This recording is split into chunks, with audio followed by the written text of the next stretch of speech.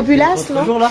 Oh, c'est bien avec le coussin rouge, ça sort bien. Ouais, là c'est parfait. C'est Voilà, super. merci. Waouh! Allez hop, on recommence. Action. Chut, silence sur le plateau. Michael, Yes. comment as-tu rencontré l'hypnose? Je l'ai rencontré au travers de mes multiples expériences. Donc j'ai fait de la biochimie, plein de choses comme ça. Et à un moment donné, je fais un brevet d'état d'éducateur sportif. Et dans cette formation-là, donc on avait des cours sur le sport, des cours sur la physiologie, l'anatomie, et aussi des cours de, comment ils appellent ça, la science humaine. Donc en gros, c'est de la psychologie, machin, mais appliquée au sport. Et notre prof, c'était le préparateur mental du PSG, l'équipe machin.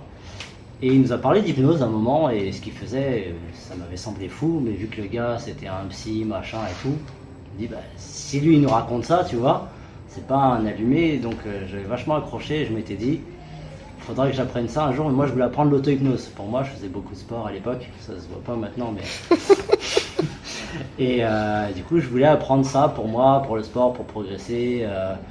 Et je faisais des arts martiaux, donc aussi pour gérer les douleurs, enfin bref, pour plein de choses. Et je voulais apprendre l'auto-hypnose, parce que je pensais, moi, que l'hypnose, c'était ouvert qu'à des mecs bac plus 25 en psycho, et que ça coûtait 200 000 $ la formation, donc c'était pas pour moi, je pensais. Donc bref. Et puis j'ai fait carrière dans le sport, dans l'animation, rien à voir avec tout ça. Et une fois, ouais, j'avais 28 ans, j'étais arrivé un peu au sommet hiérarchique de ce que je pouvais faire dans le métier de l'animation, du social. Et j'avais la sensation d'avoir fait le tour, j'étais formateur aussi, et je m'ennuyais. Et j'aime bien apprendre, je suis curieux, et je voulais apprendre quelque chose. Et là, il y a eu une émission avec Mesmer, la toute première fois, il parlait de lui en France, c'était en 2011. Je regarde ça et je me mords de rire, j'avais trouvé ça marrant et j'ai soumis. C'est vrai que ce truc-là, ça m'intéressait, donc je suis allé pianoter sur internet, chercher comment faire de l'hypnose. Mais comme j'avais pas trop de thunes et que je suis un peu un crevard, je cherchais des trucs gratuits, tu vois, télécharger des vidéos, des livres gratuits, je trouvais rien. Je testais des trucs comme ça, parce qu'à l'époque, tu trouvais pas grand-chose sur internet. Et je trouve un truc sur YouTube, apprendre l'auto-hypnose, et là le mec il fait des trucs... Et maintenant, laissez ma voix vous pénétrer profondément. Et là, je me dis, c'est mort, c'est pas pour moi. Bref. Et je sais pas pourquoi, je m'acharne quand même à chercher. Et là, il y a un bouquin qui est recommandé. À chaque fois que je fais une recherche, il y avait un bouquin qui était recommandé. J'aime pas lire à la base. Et je me suis dit, bon, 36 balles, il y a 700 pages. Au pire, j'en aurai pour mon argent, il y a plein de pages. Et j'achète le bouquin et la partie auto-hypnose, c'est la fin du bouquin, tu vois. Et là, moi, je me dis, mais non, je vais pas lire tout le reste. Et je me fais, ouais, mais si je commence la partie auto-hypnose et que je m'aperçois qu'en fait, pour comprendre ça, j'ai tout avant, je me suis enquillé le livre, j'ai kiffé. C'était quel livre? Hypnose, il s'appelle Hypnose de Olivier Locker. Pour l'instant, de tous ceux que j'ai lus, c'est le meilleur, le bouquin. Et du coup, ouais, fasciné, et là je me dis, ah non, donc j'essaye des trucs d'auto-hypnose sur moi, j'arrive pas. J'ai lu tout le bouquin et tout, j'y arrive pas, sur internet, j'arrive pas. Je dis, bon, je pense qu'il faut qu'on me montre, il faut que je le vive et tout. Donc je cherche sur internet des formations auto-hypnose, c'était bientôt mon anniversaire, je me suis dit, ils vont peut-être se cotiser, me payer ça. En moyenne, je trouvais des trucs, ça valait 200, 300 balles un week-end. Et donc je tombe sur plusieurs sites, des formations en auto-hypnose, des week-ends, mais aussi des formations en hypnose complète.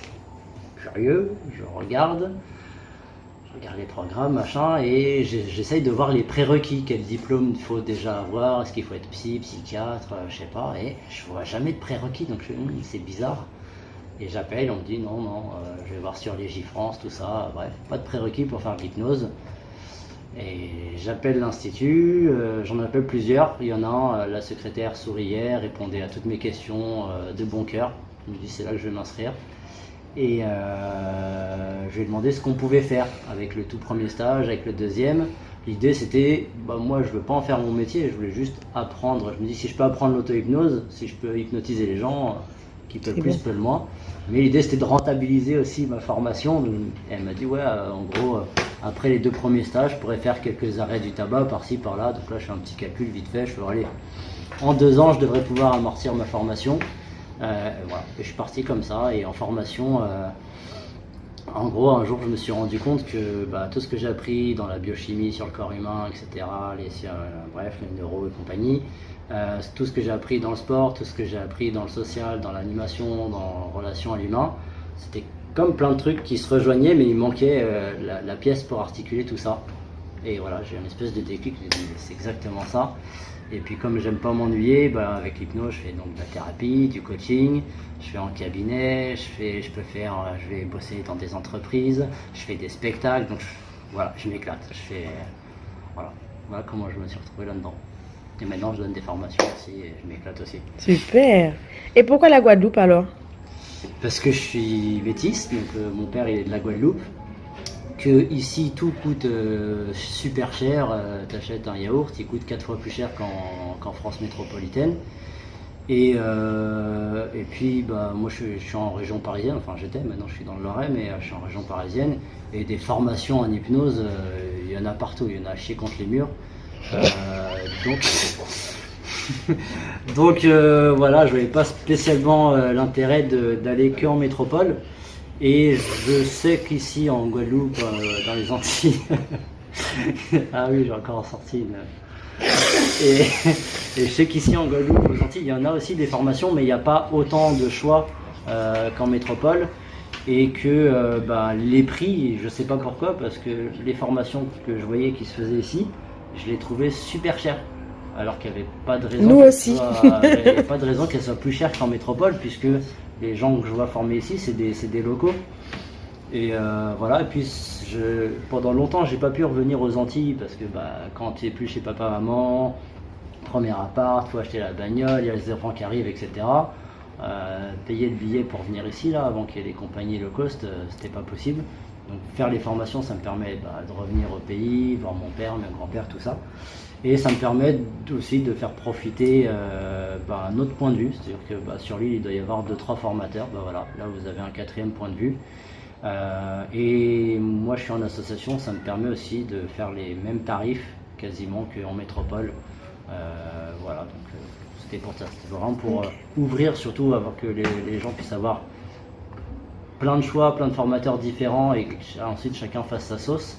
Et voilà, je trouvais ça dégueulasse que déjà tout est plus cher, alors si même les formations c'est pareil, voilà, donc je voulais montrer qu'on peut faire des bonnes formations et pas cher. Après ça dépend d'où on se place, mais voilà. Très bien. Et là tu viens de faire une semaine de formation donc à Sainte-Anne, j'avoue, je montre le cadre, hein, c'est pas dégueu quand même, hein, ça rigole pas. Et qu'est-ce que tu peux nous dire du groupe avec lequel tu as fonctionné cette semaine? Non, super. Il y a une partie que j'ai rencontrée l'année dernière et j'avais un peu la pression, tu vois, parce que moi je suis pas médecin, je suis pas psychiatre, je suis pas psychologue, voilà, mon CV il est affiché en ligne et tout. Et déjà, j'étais content que les gens me fassent confiance, hein, ils ne sont pas cherchés à comprendre, voilà. Je crois que c'est Nico qui a dû leur parler de moi au départ, parce qu'on s'était croisés en formation, donc lui il m'a vu faire et voilà, il n'est pas parti dans le trip, mec qui est pas ni médecin ni je sais pas quoi, il m'a dit j'aime bien comment tu fais, et on s'est croisés au moment où moi j'étais en train de monter mon projet de venir faire des formations ici. Donc je suis venu, j'appréhendais, je suis arrivé pas bien sapé, tu vois, mais pas comme là, tu vois. Et là j'arrive, 2 anesthésistes, machin, ils arrivent claquettes, shorts, lunettes de soleil, t-shirt pas repassé, le kiné pareil. Ouais. Juste avant d'arriver, ils étaient sur la plage en train de faire du surf et j'ai fait ok. Je fais ok, voilà. Et du coup, j'adore faire les formations. Après, du coup, ils ont parlé, il y a un peu de bouche-oreille, donc il y a vous maintenant. Super. Et pareil, hein, dans ma valise, j'ai ramené quand même des vêtements un peu plus habillés au cas où, tu vois, je connaissais pas tout le monde. Et en fait, je kiffe ici, je kiffe le groupe parce que c'est des gens sérieux, mais ils se prennent pas au sérieux, et ça, c'est tout à fait mon délire. Et du coup, voilà, ça, j'adore le groupe. Et ils sont super sérieux. Tu leur montes un exercice, ils y vont, ils le font, ils n'ont pas peur de se foirer, ils y vont, et en face d'eux, voilà, des fois il faut sortir un peu de l'exercice parce que y a le côté humain, la personne en face qui était leur partenaire d'exercice qui a une réaction émotionnelle, eh ben, ils cherchent pas à rester scolaires, ils vont s'occuper bien. Alors, franchement, moi des groupes comme ça, j'en vois tout le temps des comme ça. Et puis voilà, et puis bah forcément ça percute super vite. Non, vraiment, bah à chaque fois, de toute façon, à chaque fois que je viens, je fais un programme. Et tous les soirs, je suis obligé de réécrire la formation parce que ça percute vite. Et voilà, ce groupe-là, il n'a pas acheté les règles. Et voilà. On est beaucoup, voilà. Regarde, hein, on est tous pieds nus. On est tous au bord de pieds la nus. piscine. Personne ne se prend la tête. Sauf que, bah, voilà, donc 4 décontractés. Par contre, on bosse. Hein. Moi, l'année dernière, je suis rentré, j'ai dormi 4 jours d'affilée. Les retours qu'ils m'ont fait après, c'était génial, mais Ils étaient à super plat. dense, ouais, Ouais. parce qu'on bosse, voilà. Donc, extérieurement, on est décontracté et tout. Et c'est vrai, on profite, il y a le climat qui joue bien, on mange bien le midi, on discute, on fait des pauses sympas. On a les citations du chat. Les citations du chat. Mais voilà, ça bosse bien. Et donc, c'est voilà, le côté très sérieux, bonne ambiance, c'est cool. C'est pas le cas avec tous les groupes. Il y a des groupes où dès qu'on commence à déconner un peu, faut trop Ouais. souvent venir recadrer. Voilà, et puis il y a des cours, je prévois ça, et puis je peux donner que ça. Donc moi, je dois faire un peu le deuil de tout ce que j'ai pas pu donner. Là c'est le paradis. Super, merci. Voilà. En prochaine session de là, ici, En Guadeloupe, ouais. comme d'hab, hein, dès qu'il y a au moins 6 personnes. Tu nous dis, on embarque, hein. Moi voilà, moi de toute façon je fais mes formations que ce soit en métropole ou ici à partir de 6 personnes. Ok. Voilà. Donc pour que je fasse exactement le même prix qu'en métropole, faut que vous soyez au moins 10. Mhm. Du coup là ça couvre les frais supplémentaires que j'ai pas en métropole, parce qu'en métropole je n'ai pas de salle, j'ai pas de billet d'avion à payer, pas de voiture à louer. Voilà. Donc à partir de 10 personnes ici je peux faire exactement le même prix qu'en métropole. Nickel. La journée. Si vous êtes ici, je fais un tout petit peu plus cher. En gros, vous cotisez pour me payer le billet d'avion, quoi. Ça revient à peu près à ça. Voilà, normalement ça passe à peu près. Et bah, voilà, je reviens quand vous me faites revenir. Donc potentiellement au mois d'avril, là, refaire un tech et un frat. Parfait, merci.